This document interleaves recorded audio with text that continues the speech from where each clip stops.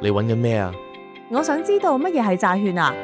等我話你知啦，債券就好似借據咁，你買咗之後會喺指定年期內收到利息，到期嗰時就拎翻本金，即係債券面值。除咗債券面值，我仲聽人提過債券市值，呢個又係咩嚟㗎？債券市值就係投資市場上買賣債券嘅價格，佢會受市場因素，例如利率所影響。哦，咁即係債券面值喺發行嗰時已經定咗，唔會變，而債券市值就會有上有落。咁利率點影響債券市值呢？簡單嚟講，債券市值同利率係成反比嘅，就好似搖搖板咁，當利率升，債券市值就會跌；相反，如果利率跌，債券市值就會升。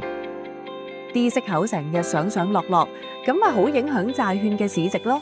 雖然債券市值會受利率影響，不過長線投資者又唔需要太擔心，只要發行人冇違約，長揸債券至到期日就可以本息兼收。